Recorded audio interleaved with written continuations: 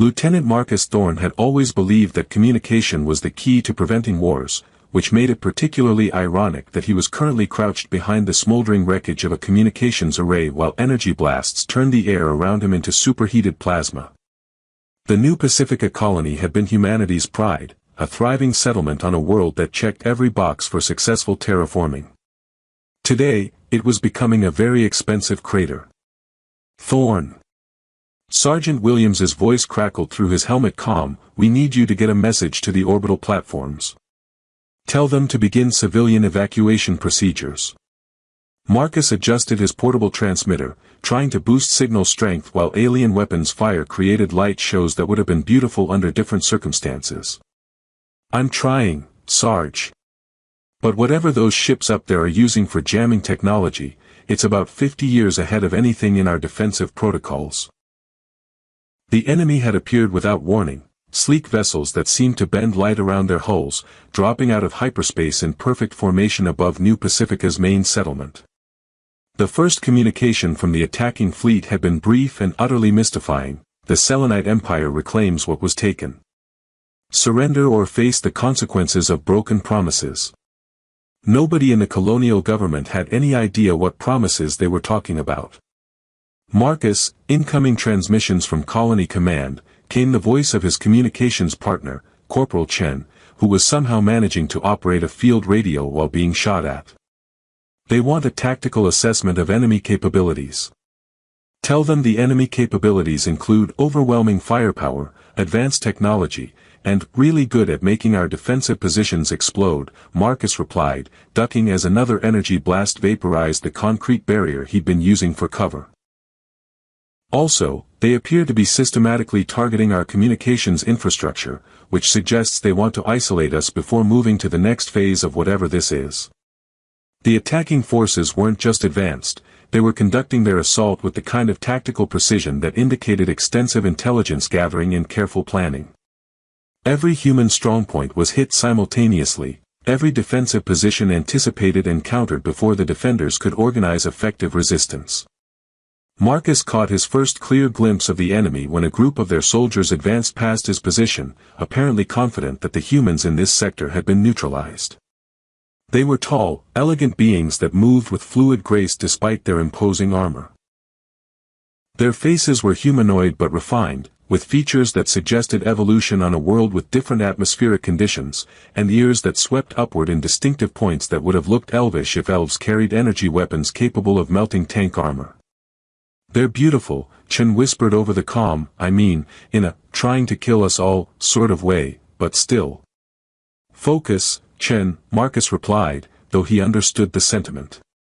There was something almost artistic about the way the alien soldiers moved, coordinating their assault with the kind of seamless precision that suggested either extensive training or some form of telepathic communication. "Movement to your south," Williams reported. "Looks like they're setting up some kind of command post." "And Marcus? I think their leader just arrived." Marcus risked a look over his cover and immediately understood what Williams meant. The figure emerging from the largest alien transport was clearly someone important. Armor more ornate than the soldiers, bearing symbols that probably indicated rank, and carrying herself with the kind of authority that made even her own troops step aside respectfully. "That's their queen," Chen said with certainty that surprised Marcus. "How can you possibly know that?" "Body language. The way her own people defer to her, the command presence. Plus, she's got that whole 'I'm in charge of this entire military operation' aura that you don't get from middle management." The alien queen, assuming Chen's assessment was correct, began directing the positioning of what appeared to be advanced scanning equipment. Her movements were economical and precise, suggesting someone accustomed to being obeyed without question. "New orders from command," Williams announced. "All remaining personnel are to fall back to the civilian evacuation sites and coordinate refugee protection. The orbital platforms are sending down transport shuttles, but they need time to complete the pickup." Marcus gathered his communications equipment, preparing to move to the evacuation coordinates. The alien forces seemed content to let retreating human soldiers withdraw as long as they didn't attempt to re-establish defensive positions. It was almost like they wanted to minimize casualties while achieving their strategic objectives, which raised interesting questions about their ultimate goals. The evacuation site was chaos managed by training and desperation. Colonial families crowded around transport shuttles while Marine escorts tried to maintain order and scan for incoming threats. Marcus set up his portable command station near the primary landing pad, coordinating with the orbital platforms to optimize shuttle rotation schedules. "Thorne, we've got a problem," came Sergeant Williams's voice. "Long-range sensors show more alien ships incoming. Big ones. Looks like whatever they're planning for this colony, the current force was just the advance team." Marcus was updating evacuation priority lists when the attack came. Not from the sky, but from ground forces that had somehow bypassed all perimeter security. The alien soldiers moved through the evacuation site with tactical precision, using non-lethal weapons to incapacitate resistance while securing key positions. "Don't let them capture the communications equipment," Williams shouted, but it was too late. Marcus found himself surrounded by 3 alien soldiers whose energy weapons were pointed directly at his chest with unmistakable intent. He raised his hands slowly, noting that his portable transmitter was already being examined by one of the aliens with what appeared to be professional interest. These weren't random raiders, they were military specialists who understood the value of intact communications technology. "Lieutenant Marcus Thorne, Terran Defense Corps," he said, hoping universal translator protocols were sophisticated enough to handle first contact situations. According to the Galactic Conventions on Prisoner Treatment. One of the aliens made a sound that might have been amusement. "The Galactic Conventions do not apply to conflicts involving treaty violations, human."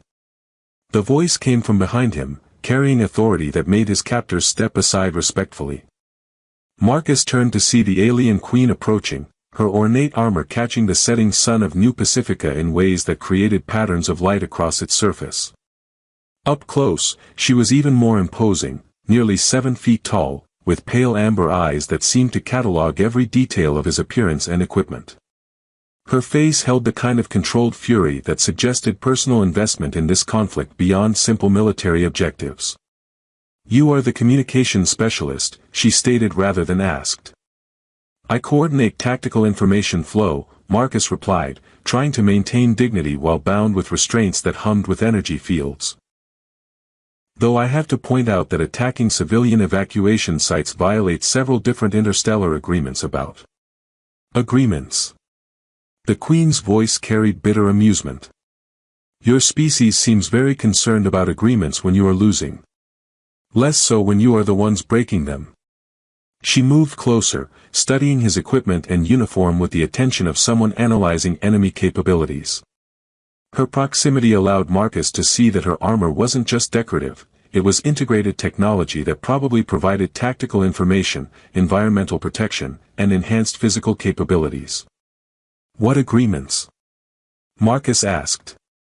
This colony was established in accordance with all known territorial claims and settlement protocols.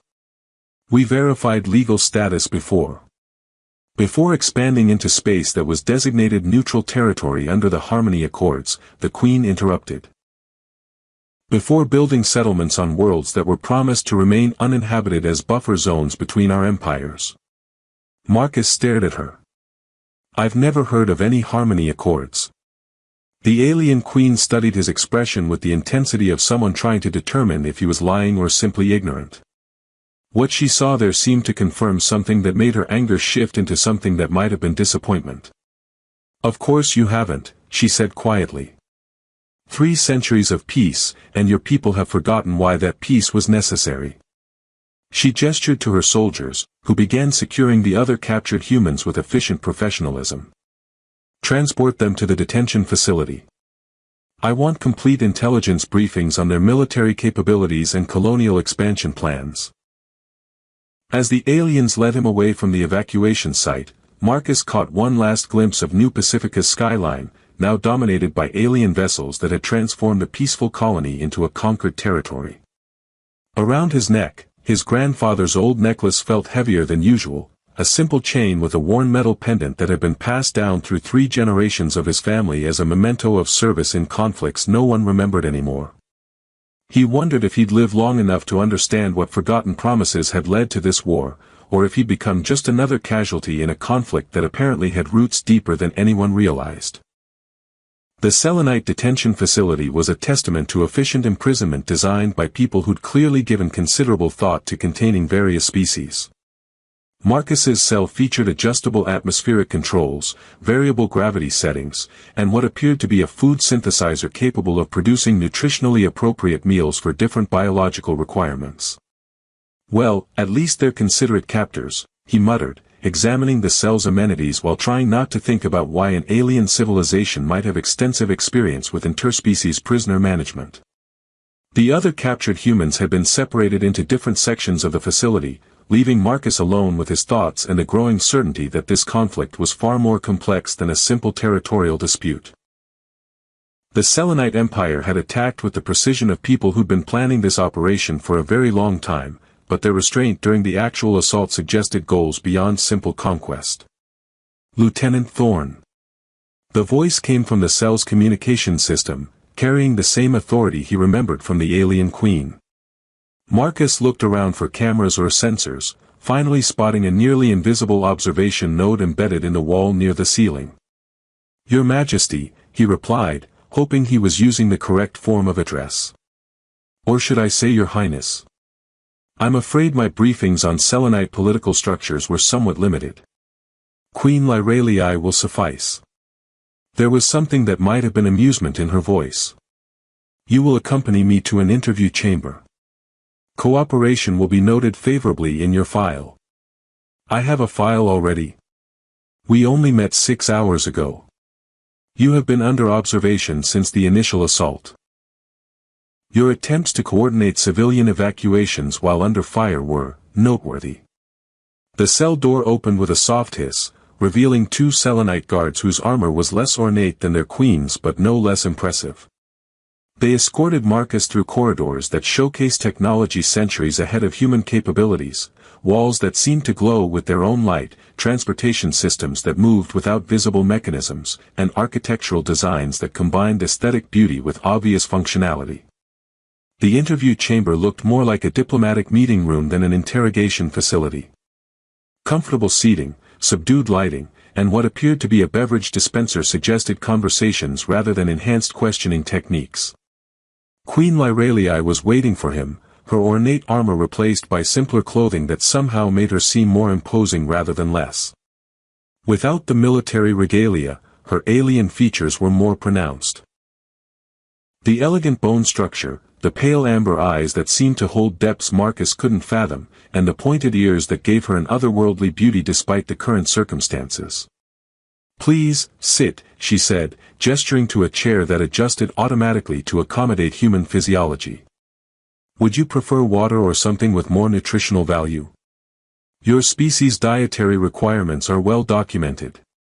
Marcus settled into the chair, noting that it was surprisingly comfortable despite being designed by aliens. "Water's fine. Though I have to ask, how exactly are our dietary requirements well documented? This is supposed to be first contact between our species." Queen Lyralii poured water from a carafe that looked like it was made from crystallized starlight. "This is first combat between our species.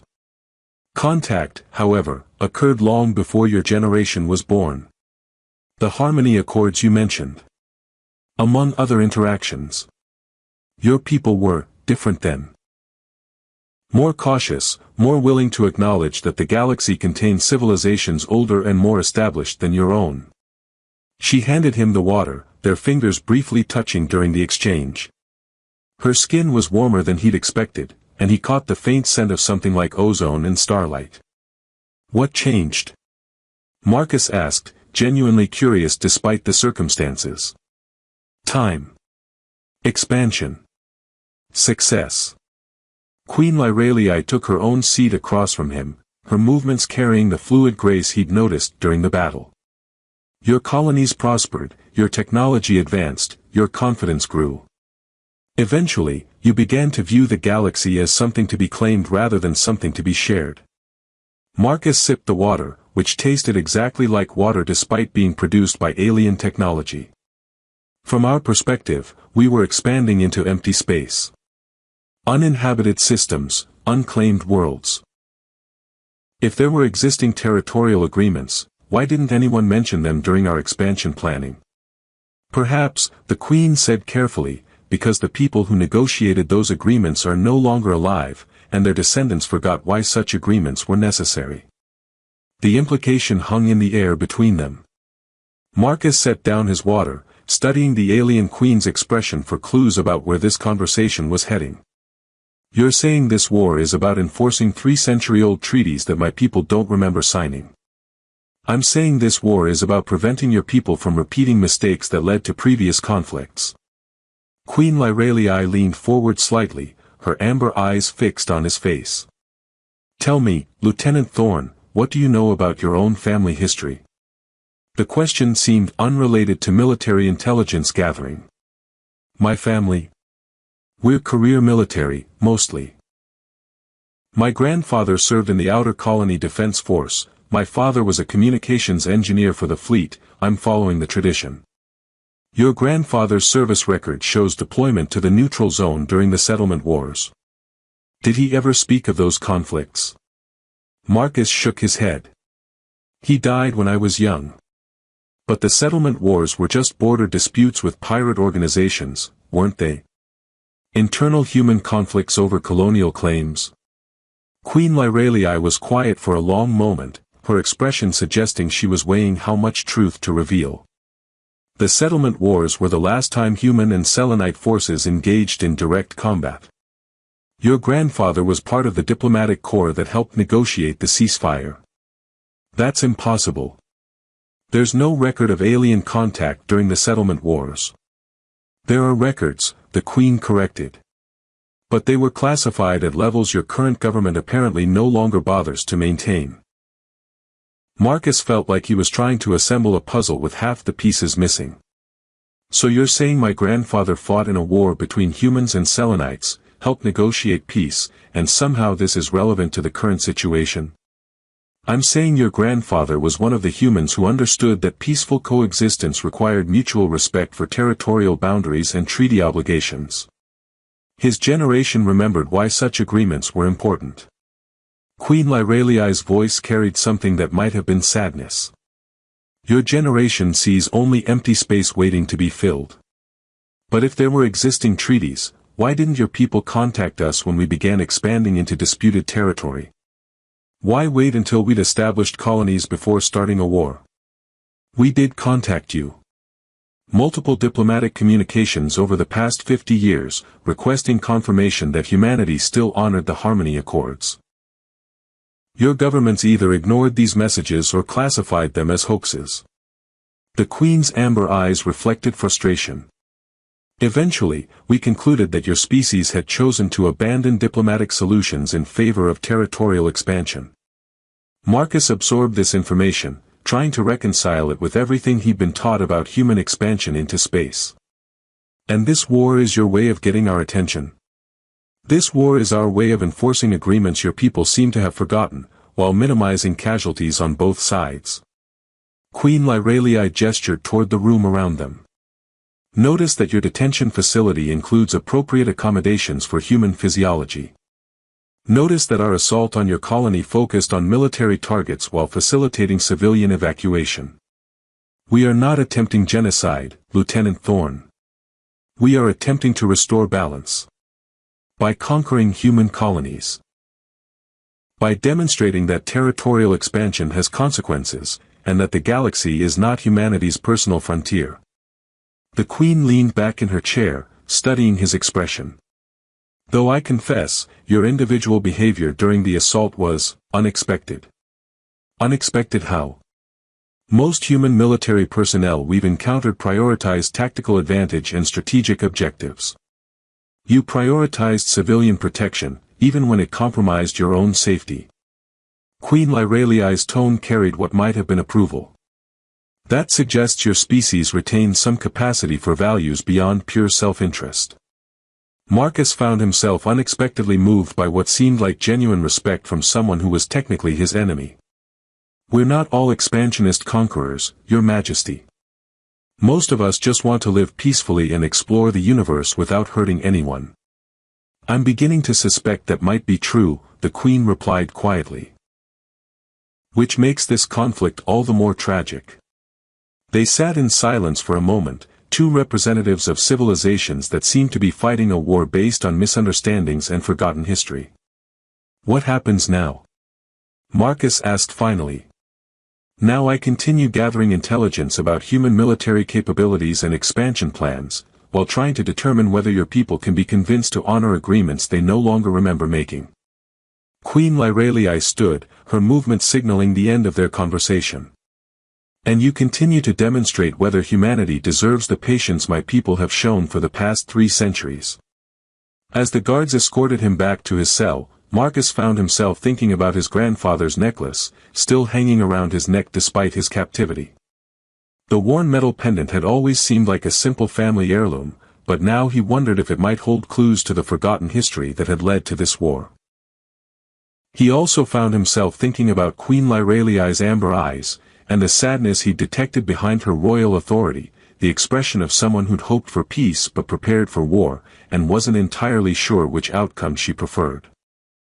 The third interview took place in what appeared to be Queen Lyralii's personal study, a chamber filled with holographic displays showing star charts, historical documents, and what Marcus assumed were strategic assessments of human military capabilities. The room's design suggested someone who valued both aesthetic beauty and functional efficiency, crystalline shelving holding artifacts from multiple civilizations, walls that displayed shifting patterns of light that might have been art or might have been data visualization. "You're studying us," Marcus observed, noting detailed analyses of human colony ship designs and defensive protocols displayed on several screens. "I've been studying your species for most of my adult life," Queen Lyralii replied, not bothering to hide the intelligence gathered on human expansion. "Someone needs to understand what drives humanity's relentless expansion into space, and whether that drive can be redirected toward cooperation rather than conquest." She wore different clothing today, something that looked ceremonial but practical, with fabric that seemed to shift color depending on the viewing angle. The effect was hypnotic, and Marcus found himself wondering if it was decorative or served some functional purpose in Selenite culture. "Have you reached any conclusions?" he asked, settling into the chair that was becoming familiar despite the surreal circumstances of these conversations. "Several. Your species is remarkably adaptable, highly innovative, and completely incapable of learning from other civilizations' mistakes." Queen Lyralii touched a control surface, and the holographic displays shifted to show historical records of conflicts between various species. "We've watched dozens of emerging civilizations follow similar patterns: rapid expansion, territorial disputes, eventual war with established neighbors." Marcus studied the historical data, recognizing patterns that looked uncomfortably familiar. "And how do those conflicts usually end?" "Poorly. Either the expanding species learns to cooperate and joins the galactic community, or they continue expanding until they encounter someone stronger than themselves." The Queen's amber eyes reflected the holographic light in ways that made them seem to glow. "The latter outcome tends to be educational but expensive." "Are you threatening humanity?" "I'm explaining context. The Selenite Empire has existed for over 2 millennia. We've seen this story play out many times, and we've learned that early intervention saves lives on both sides." Queen Lyralii gestured to another display showing current human colonial expansion patterns. "Your people are approaching the territories of civilizations that are less patient than we are." Marcus absorbed this information while studying the star charts. Human expansion had indeed been pushing toward regions of space that these displays suggested were already occupied by species with significant military capabilities. So this war is what? A warning? A demonstration? This war is an attempt to establish communication between our civilizations before misunderstandings escalate into conflicts that neither of us can control. The Queen moved to stand near a window that looked out over the detention facility and the conquered colony beyond. Your species responds to strength, Lieutenant Thorne. Diplomatic overtures are ignored, but military action commands attention. Marcus joined her at the window, noting that Selenite forces had actually begun repairing damage to New Pacifica's infrastructure rather than simply occupying the colony. You're rebuilding what you destroyed. We never intended permanent occupation. This was always meant to be a demonstration followed by negotiation. Queen Lyraliai's reflection in the window showed an expression that carried the weight of difficult decisions. Though I confess, the demonstration has proven more costly than anticipated. Costly how? Your people fought harder than our intelligence suggested they would. Human defensive doctrine prioritizes civilian protection over military assets, which creates tactical complications for an occupying force attempting to minimize casualties. The Queen turned away from the window to face him directly. It also suggests that your species possesses moral frameworks that could support peaceful coexistence, if properly encouraged. Marcus found himself studying her face, noting details that suggested stress and fatigue beneath her composed exterior. This war is taking a toll on you personally, isn't it? Queen Lyraliai was quiet for a moment, her amber eyes reflecting something that might have been surprise at his perceptiveness. Command decisions always carry personal costs. But yes, ordering attacks against a species that shows such dedication to protecting their non-combatants is difficult. Then why continue? If you believe humans are capable of cooperation, why not try diplomatic contact again? Because my advisors believe that your species will only interpret withdrawal as weakness, leading to increased territorial expansion and eventual conflict with civilizations less inclined toward restraint than ourselves. The Queen moved to her desk, activating displays that showed current human military mobilization in response to the Selenite attacks. Evidence suggests they may be correct. Marcus studied the mobilization data, recognizing the scale of human military response to what they perceived as an alien invasion. You're right. Humanity is treating this as an existential threat. If you withdraw now, the response will be massive military expansion and preparation for the next attack. Which creates the exact scenario we were attempting to prevent. Queen Lyraliai touched another control, displaying communication intercepts from human military commands. Your leaders are already planning retaliatory strikes against Selenite territory. Can you blame them? From their perspective, you attacked without warning or provocation. No, I cannot blame them. Which is why this situation requires a solution that neither pure diplomacy nor pure military action can provide. The Queen turned to face him again, her expression carrying an intensity that made Marcus feel like he was being evaluated for something beyond simple intelligence gathering. Tell me about your family's military service, Lieutenant. Not just your grandfather's official record, but the stories that were passed down through your family. Marcus thought back to childhood memories of his grandfather's few stories about military service. He didn't talk about combat much. Mostly about the importance of communication between different groups, about how misunderstandings could escalate into conflicts that nobody actually wanted. Anything else? Any mention of specific events or people he worked with? He used to say that the most important victories were the ones where nobody had to die. And he talked about working with remarkable allies during the settlement wars, people who helped him understand that honor could mean choosing peace over victory. Marcus paused, remembering something else. He said the best diplomats were the ones who remembered that their enemies were people too, with their own reasons for fighting. Queen Lyraliai moved closer, her attention now completely focused on his words. Did he ever mention receiving any commendations or tokens of appreciation for his diplomatic work? Just this, Marcus said, touching the necklace at his throat.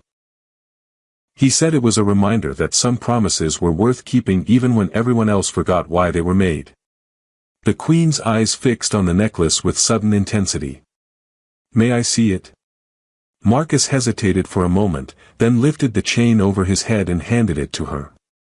The metal pendant was worn smooth by decades of handling, its surface bearing symbols that had always seemed decorative but meaningless.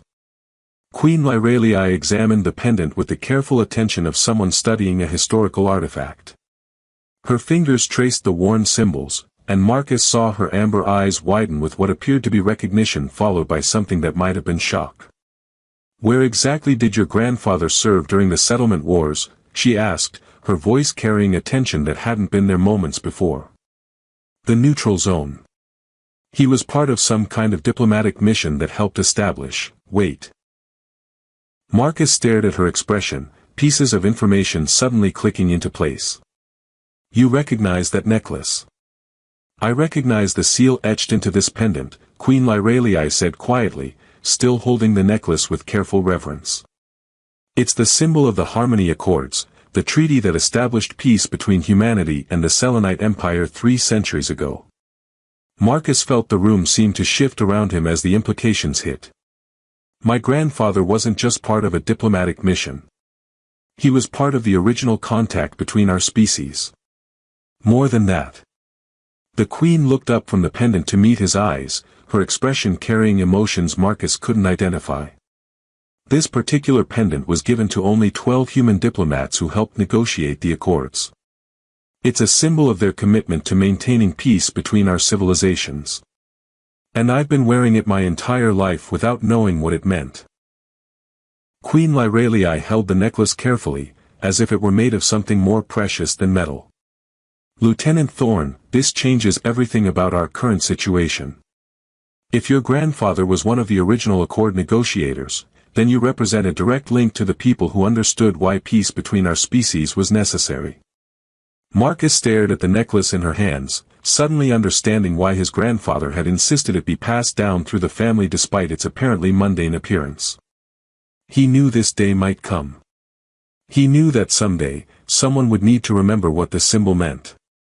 "The question," Queen Lyralii said softly, "is whether that knowledge can help us find a path forward that honors both his legacy and the current needs of our peoples." Outside the window, Marcus could see human and Selenite forces maintaining their positions around New Pacifica, 2 armies waiting for orders that would determine whether this conflict escalated into a war that could consume both civilizations, or whether the memory contained in a worn metal pendant could somehow bridge 3 centuries of forgotten history and misunderstanding. Queen Lyralii held the pendant up to the room's crystalline lighting, revealing details that had been worn smooth by generations of handling but were still visible to someone who knew what to look for. The symbols etched into the metal seemed to come alive under the alien illumination, displaying intricate patterns that Marcus had always assumed were decorative flourishes. "These markings," the Queen said, her voice carrying reverence usually reserved for sacred artifacts, "they're not just decorative. They're a complete record of the Harmony Accords, encoded in a format that both human and Selenite scholars contributed to developing." Marcus leaned forward, studying the pendant with new understanding. "My grandfather carried the actual treaty around his neck for 60 years, and none of us knew more than the treaty itself. These symbols include the specific territorial boundaries, the protocols for peaceful contact, and the mechanisms for resolving disputes without military action." Queen Lyralii traced one of the worn lines with her finger. "It's essentially a peace manual designed to prevent exactly the kind of conflict we're currently engaged in. Can you read it?" "Some of it. Selenite historical archives contain partial records of the encoding system, but we lost much of the translation key during political changes 3 centuries ago." The Queen set the pendant carefully on her desk, as if it were a piece of unstable explosives. "However, I believe I understand enough to recognize the most important provisions." Marcus watched her access holographic displays that showed historical records from Selenite archives, cross-referencing the pendant symbols with ancient documents that looked like they'd been translated multiple times through different languages. "According to these records," Queen Lyralii continued, "the Harmony Accords established a buffer zone of neutral space between human and Selenite territories, designated specific worlds as off-limits to colonization by either species, and created protocols for sharing scientific discoveries that could benefit both civilizations. All of which humanity has been violating for the past 50 years. Unknowingly, but yes." The Queen touched another control, displaying current human colonial positions overlaid against the territorial boundaries encoded in the pendant. 7 human colonies are in direct violation of the neutral zone provisions, and New Pacifica itself was built on a world that was specifically designated as a protected preserve for endangered selenite flora. Marcus stared at the display, feeling the weight of unintended consequences. We've been accidentally breaking a peace treaty for half a century. Which explains why our diplomatic overtures were ignored. Your governments probably classified them as elaborate hoaxes, since no one in current human leadership knew such treaties existed. Queen Lyralii activated another display showing the cascade of misunderstandings that had led to the current conflict. From our perspective, humanity was deliberately expanding into forbidden territory and ignoring our attempts at peaceful resolution. And from our perspective, you launched an unprovoked attack on innocent colonists. Marcus rubbed his temples, trying to process the implications. This entire war is based on a massive communication failure. Worse than that. It's based on institutional amnesia that turned allies into enemies. The Queen picked up the pendant again, holding it as if it contained the weight of both civilizations' futures. The question is whether this knowledge can help us stop the current conflict before it escalates beyond any possibility of peaceful resolution. Marcus looked at the strategic displays showing military buildups on both sides.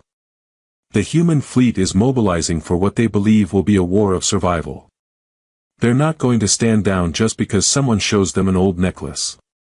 And my own military council believes that humanity's aggressive expansion proves they cannot be trusted to honor agreements, making conquest the only viable solution for long-term security.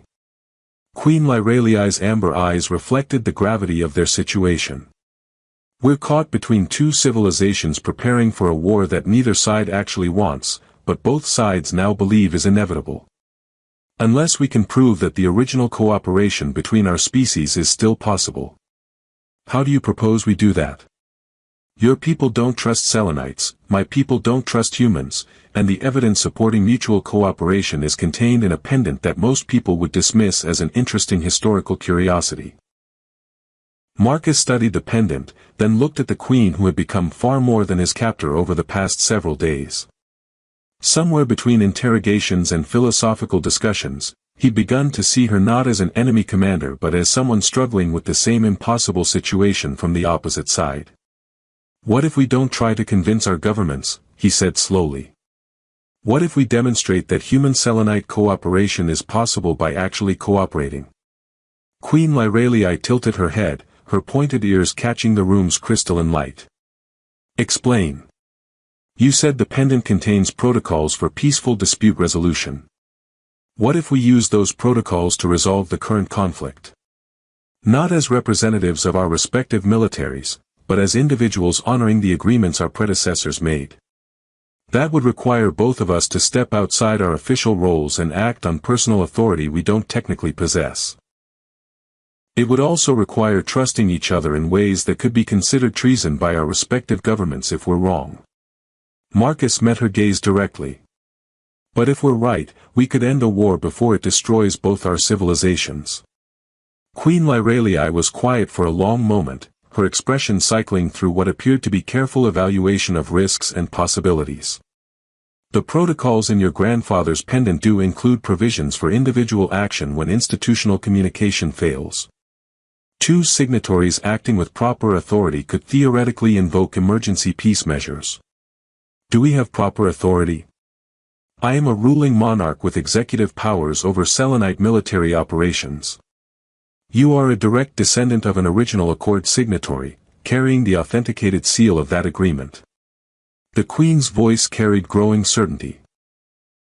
According to the protocols encoded here, we have sufficient authority to declare a ceasefire and establish negotiating terms.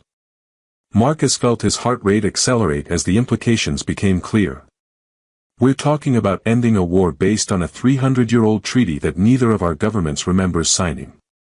We're talking about honoring promises that were made to prevent exactly this situation, by people who understood the consequences of failure.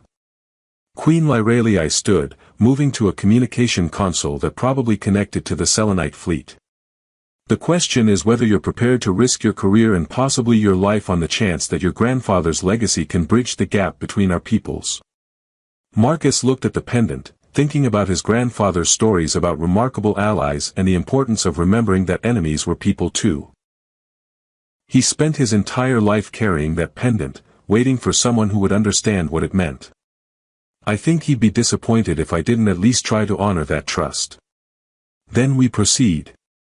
Queen Lyralii placed her hand over the communication controls. I will order an immediate ceasefire of all Selenite military operations and open emergency diplomatic channels with human authorities. You will need to contact your fleet and provide authentication codes that prove your authority to negotiate under the Harmony Accords. I don't have authentication codes. I didn't even know this thing was anything more than a family heirloom until an hour ago. The pendant itself is the authentication. The encoding includes biometric signatures and verification protocols that your military's computers will recognize if they haven't completely purged their historical databases.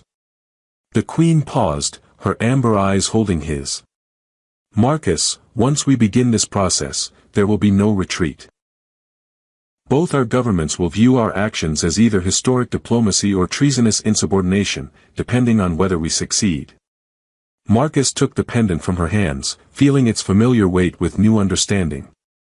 Around them, holographic displays showed two fleets preparing for battle while civilian populations on both sides braced for war. My grandfather trusted me to carry this, he said, settling the chain around his neck. I think it's time I started living up to that trust.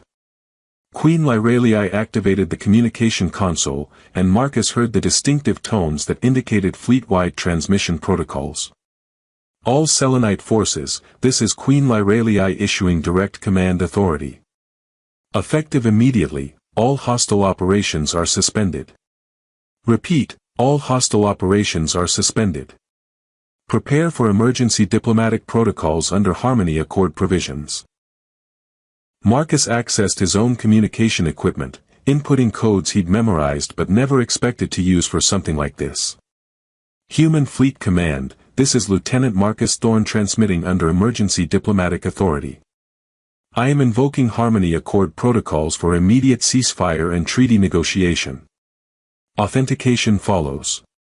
He held the pendant against his communicator's biometric scanner, hoping that somewhere in humanity's vast databases, someone had preserved enough historical records to verify what he was claiming.